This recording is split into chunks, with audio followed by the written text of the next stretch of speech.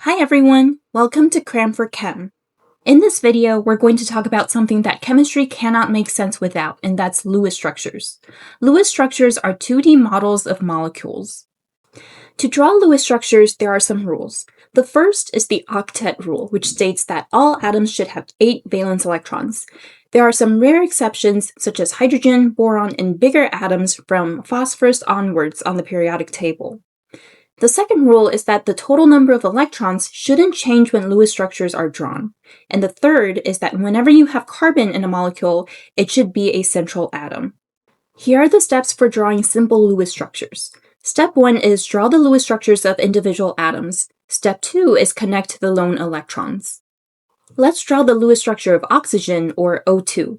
We'll start with the Lewis structure of the atoms. Doing this has 2 advantages. The first is you can make sure you know the total number of valence electrons that these 2 atoms have.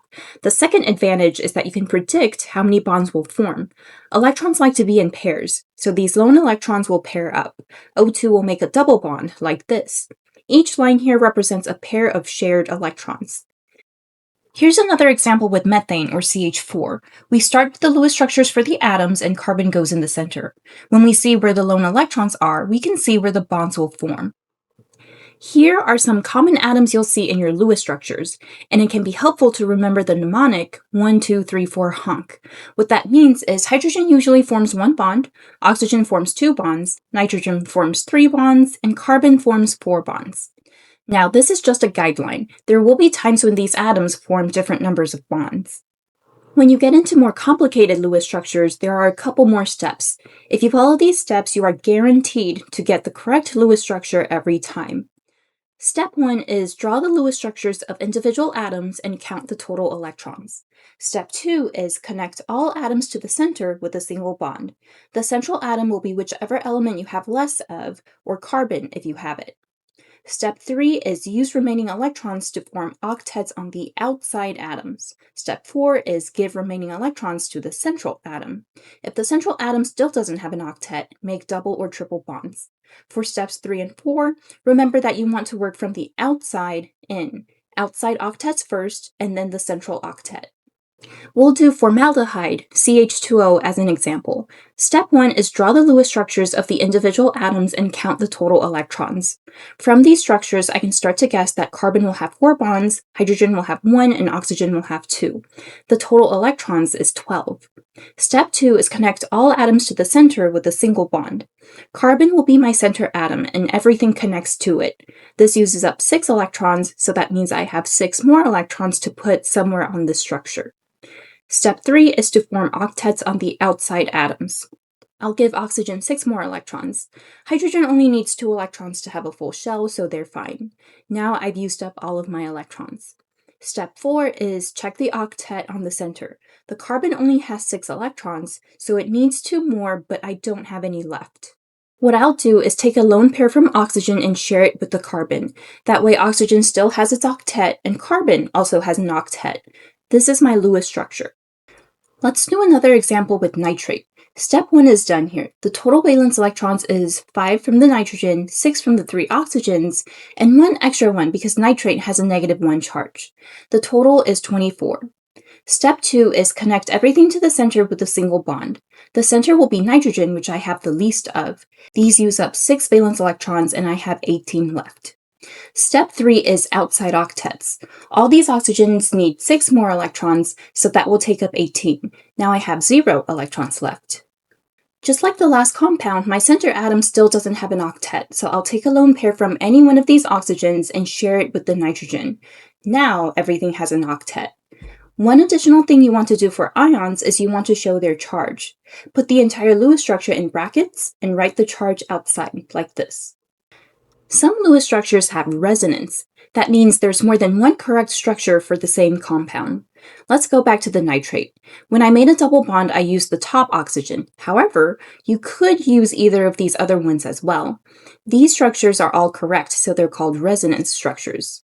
Use double-sided arrows between the structures to show resonance. This molecule in real life is a hybrid of all 3 of these. That brings us to bond order. Bond orders show how many bonds are between two atoms. So a single bond is 1, a double bond is 2, and a triple bond is 3.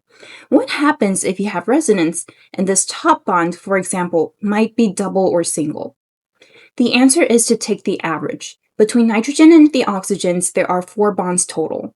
Divide that by the 3 regions that those bonds are in. The bond order of these nitrogen-oxygen bonds is 4/3. For Lewis structures, there are some atoms that are exceptions to the octet rule. It's important to know these. Hydrogen will only make 1 bond, boron makes 3 bonds, and big atoms with d orbitals, which is atoms from phosphorus onwards on the periodic table, can have expanded octets. That means they can have more than 8 valence electrons.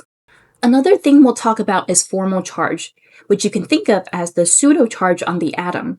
When an atom is in a molecule, how close is it to its original form? Does it have more electrons or less? To find formal charge, you do valence electrons minus dots minus lines. The best Lewis structures have the least formal charge possible, negative formal charge on the most electronegative atom, and positive and negative charges close together. Here's how we can use formal charge to improve our Lewis structures.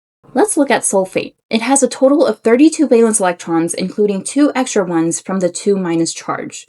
We'll put sulfur in the center and connect the oxygens to the sulfur with single bonds. This uses up 8 electrons and we have 24 left. Then we give octets to the oxygens and that uses up the remaining 24 electrons. We'll put brackets around the molecule and write the charge outside. Now let's calculate the formal charges. All the oxygens are the same, so I'll just do one calculation for oxygen. Oxygen originally has 6 valence electrons. Then we do minus 6 dots minus 1 line. The formal charge is -1. Sulfur originally has 6 valence electrons minus no dots minus 4 lines. Sulfur's formal charge is +2. These are all the formal charges. We want to have as few formal charges as possible, so we can take lone pairs from the negative atoms and share them with the positive atom. When we calculate the new formal charge, the 2 middle oxygens will be 6 minus 4 dots minus 2 lines, which is 0. The sulfur will be 6 minus 6 lines, which is also 0. This is our improved Lewis structure. Now, a quick warning. Doing this does cause sulfur to exceed an octet because now it has 6 bonds, which is 12 valence electrons. So remember, you can only do this with big atoms, which are phosphorus and onward on the periodic table. I hope this video was helpful. Thank you for watching.